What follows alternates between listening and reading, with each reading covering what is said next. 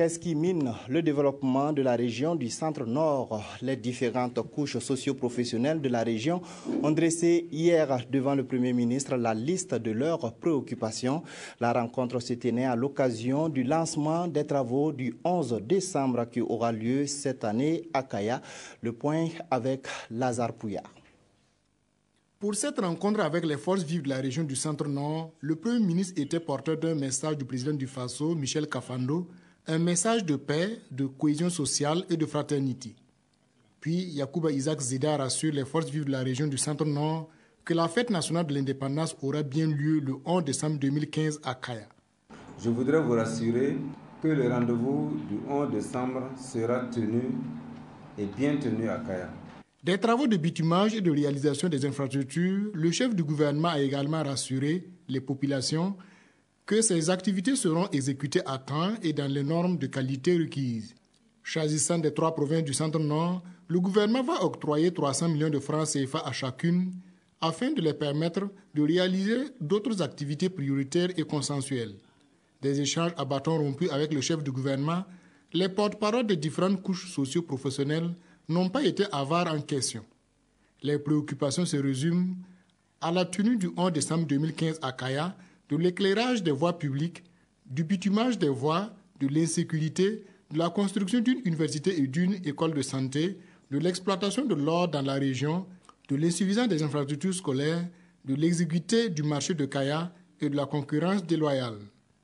D'autres préoccupations telles la construction d'une maison des retraités et d'une gare routière ont été également abordées. Des préoccupations que le Premier ministre et les membres du gouvernement ont tenu à apporter des éclaircissements et des réponses adéquates. Mais Malik, lui, reste partiellement satisfait des réponses apportées. Malheureusement, le problème de marché a été peut-être mal compris quand on a parlé de poubelles. En fait, on voulait parler de la rénovation même du marché. On a estimé que ce n'est pas un marché qui est digne d'une région comme le Centre-Nord. Les autres questions, en tout cas, nous sommes plus ou moins satisfaits. Nous attendons seulement l'application effective sur le terrain. Il est prévu de bitumer 23 km de route. 6 km de route seront en terre.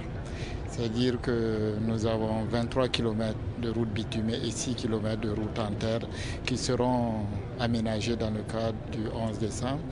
Il faut signaler que également toutes les routes sont d'une largeur de 7 mètres.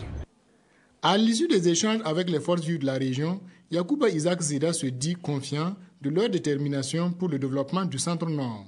Les populations sont fortement sollicitées pour la réussite de cette célébration. Et donc pour cause, nous pensons qu'il faille les écouter, entendre leurs préoccupations et apporter autant que faire se peut donc des solutions. En les écoutant, nous avons bien compris que les attentes sont immenses, nombreuses.